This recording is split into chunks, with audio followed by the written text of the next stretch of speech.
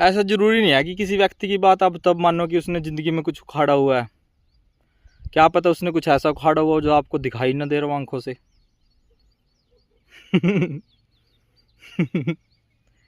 तो कोशिश करो देखने की या समझने की कि उसने कुछ ऐसा तो नहीं उखाड़ा हुआ है जो आपकी 10 पुश्तें तक नहीं उखाड़ पाएंगी।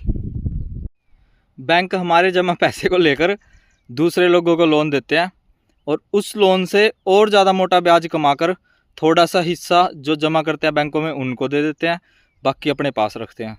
अब देते किनको है वो ब्याज पर पैसा? हमारा पैसा, लोगों का पैसा। किन लोगों को देते हैं? 100 लोगों से पैसा लेते हैं थोड़ा थोड़ा और एक ही व्यक्ति को दे देते हैं। किन व्यक्तियों को देते हैं, क्यों देते हैं, वो आप सबको पता है।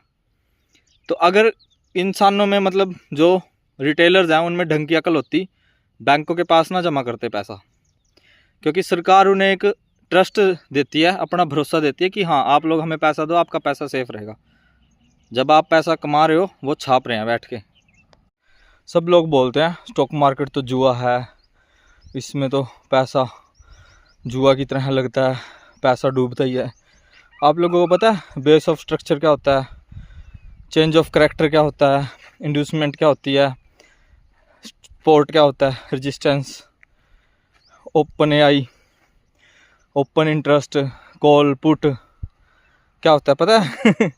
नहीं पता ना। इंडेक्स पता है कितने हैं?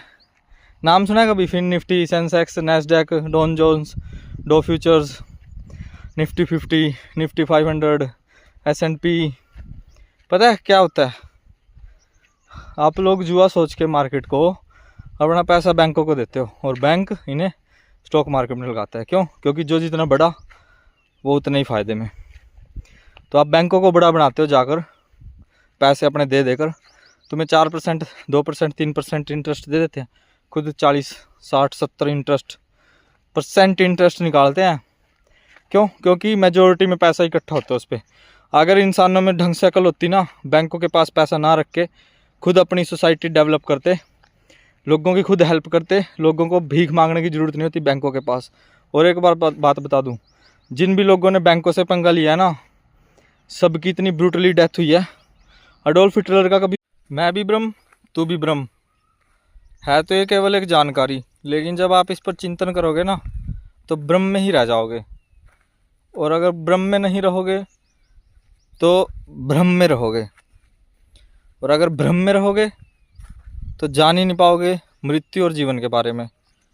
तो बहुत ज़्यादा ज़रूरी है ब्रह्म में रहना, ताकि हम भ्रम में ना रहें।